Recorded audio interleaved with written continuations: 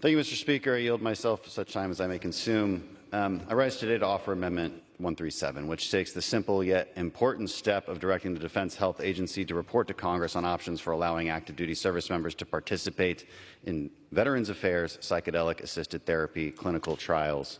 I repeat, these clinical trials are already happening in partnership with the VA, and there's no reason that we should not be looking into the benefits of this research for our men and women that are already currently serving our country actively.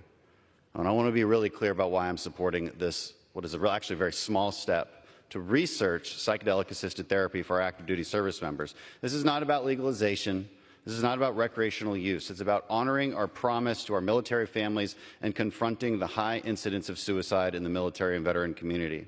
There's a reason for the high rate of suicide. It's the trauma of serving. More than 20 veterans kill themselves every day. 27% of post-9/11 veterans are diagnosed with PTSD. We have a crisis, and the idea that we wouldn't research potential breakthrough treatments is unacceptable. The status quo is inadequate, and it won't stop service members and veterans from committing suicide, but I believe this research will. And I have good reason for believing that. Let's look at the data. The most recent Phase 3 clinical trials with MDMA found that 86% of the study participants had reduced PTSD symptoms, and 71% didn't even qualify as having PTSD anymore.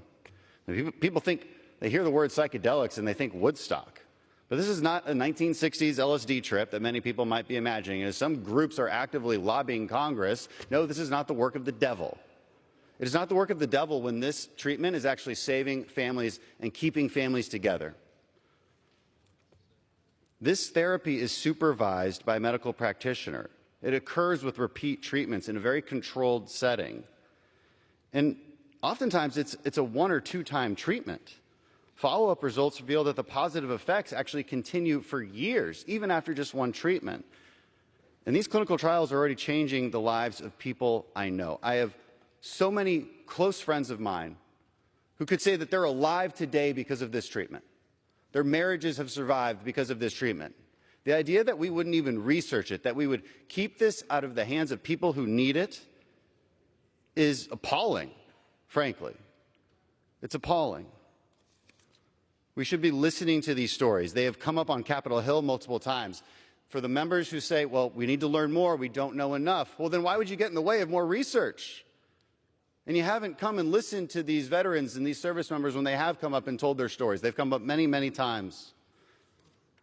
We shouldn't make them come up here and spill their guts anymore. We should listen to them and we should act on it. So I unapologetically support this research. We shouldn't think twice about it. We owe this to our service members. We owe it to their families.